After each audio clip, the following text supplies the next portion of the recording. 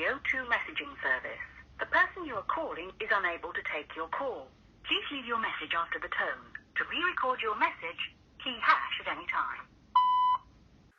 Hey there. It's me. Your old best friend and your ex. Why did I say that? Why did I have to make it awkward like that?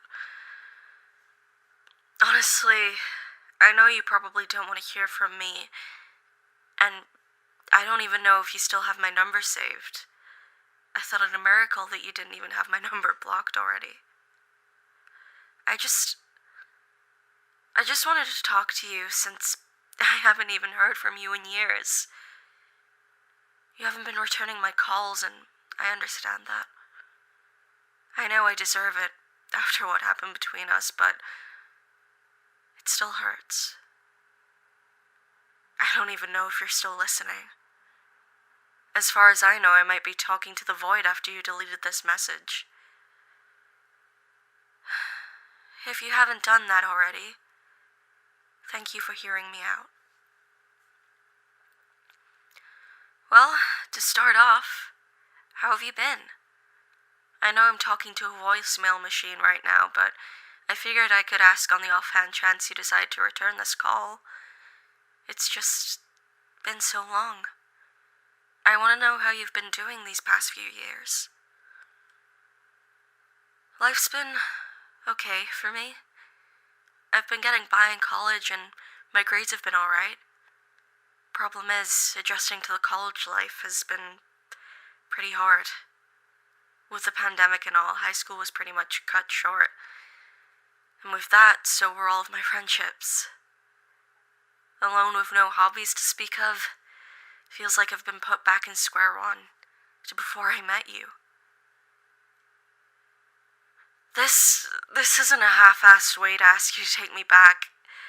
I know how it went last time, and the last thing I want to do is put you through that again. You have your life, and I have mine. I won't do that to you.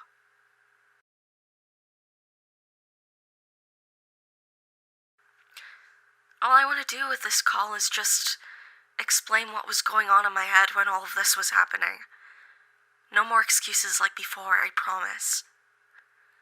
I'm not going to justify anything either. I know what I did was horrible and wrong.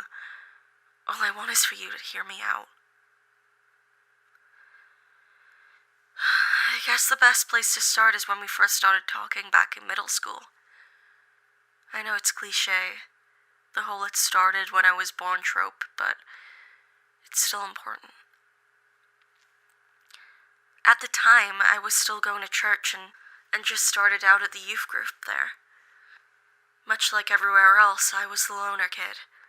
The one that just sat there, did what I had to, and got out when the little hand hit 7. I never really was too religious. I could just never gather up the energy in order to really get into it. I kind of figured, why bother when I can't even get myself excited to do anything about it, you know? At least for a little while, though. That changed when I met you. I don't really remember the details, but I imagine you were the one who approached me. One thing was for sure, though. We sure hit it off quickly. I'd seen you around, but I never talked to you because we never really had a chance before. But now that we could, we found out that we shared some of the same interests, like anime, manga, and all of that other weeb stuff. And we also liked sharing our other interests with each other. Before we knew it, the rest was history. Every time we were together at the youth group or some church function or trip, we always seen each other, talking like no one else was around. You probably know how much they shipped us at the church. We were pretty much inseparable, glued to the hip. Even when you weren't there, I'd wait by the parking lot for a bit to see if I could spot the green car your parents would take you in. When you weren't, I was bored. Basically just waiting for it to end.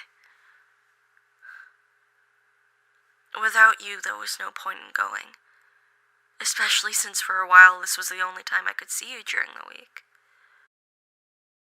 All I could think about when I was there with you was, finally, I had someone to trust and confide in, even with my deepest secrets.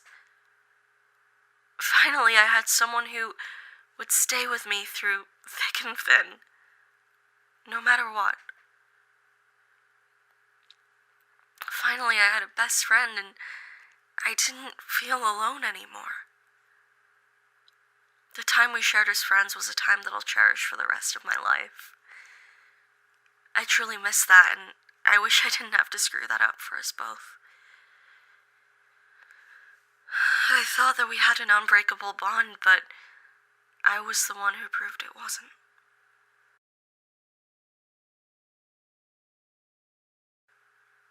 I always got asked when we would get together by my family and the churchgoers, and I always denied it, so I didn't really think of you that way for a long time.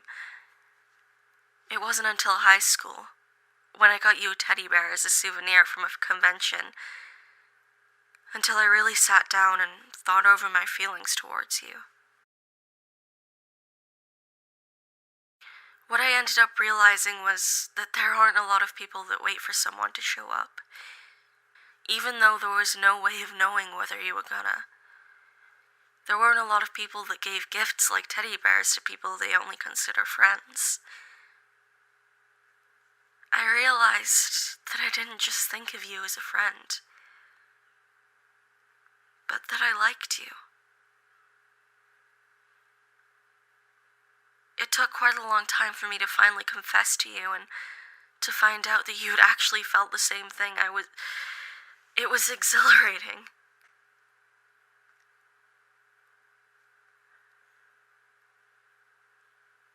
For a time,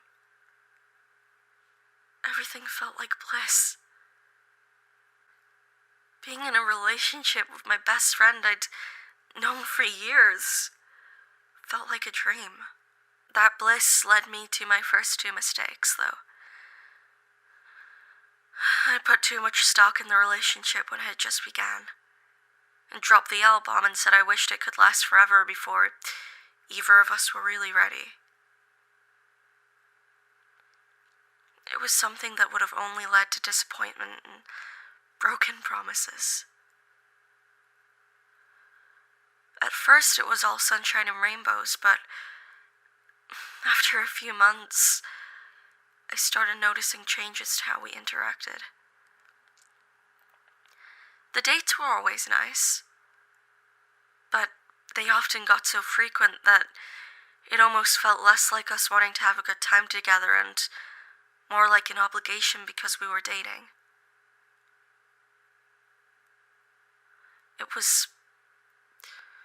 Honestly, it felt a bit draining for me. And I'm not going to blame you for that. Not in the least. We were young. Of course we were going to get a bit overexcited. It's just that I didn't have the maturity or even money to continue on like we were.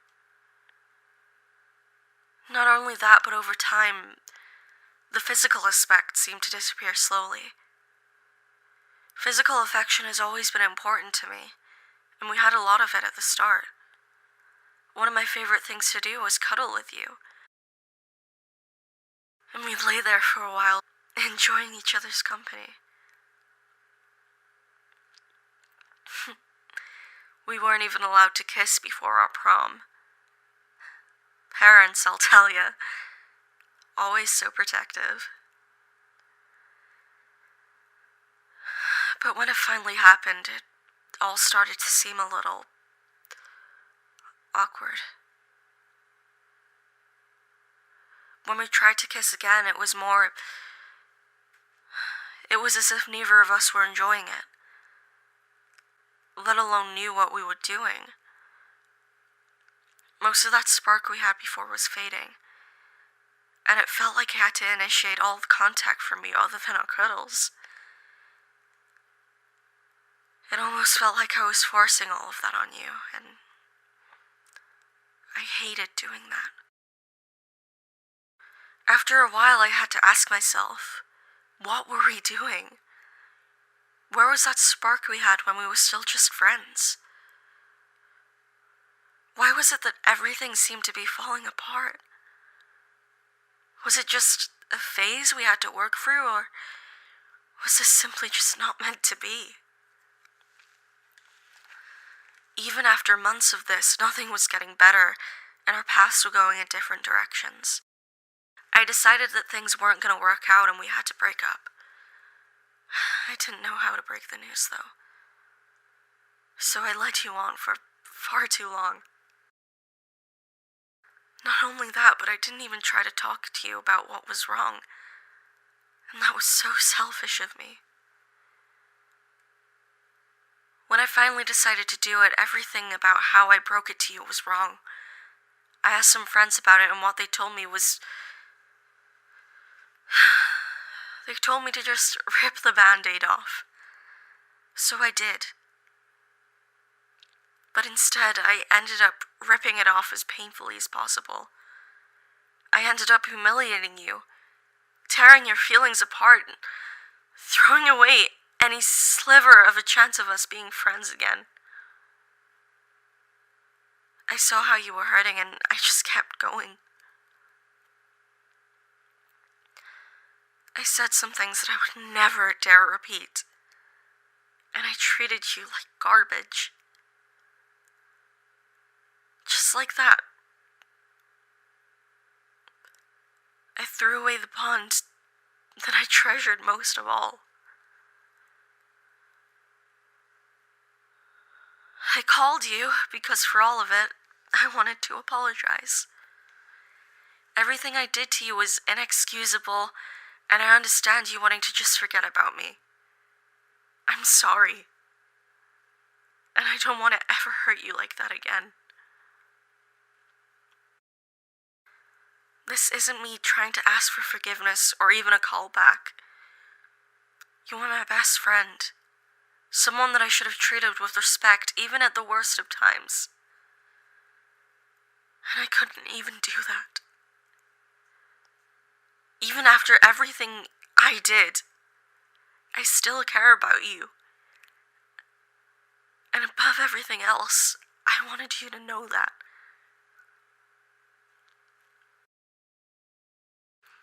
The point of the story was to tell you how much I valued your friendship. What I realized during our relationship was that I missed that time when we were still friends. When we just hung out and didn't worry so much about the little things. Some part of me wished that we had stayed that way, instead of the way it ended up. I just missed when you were my best friend.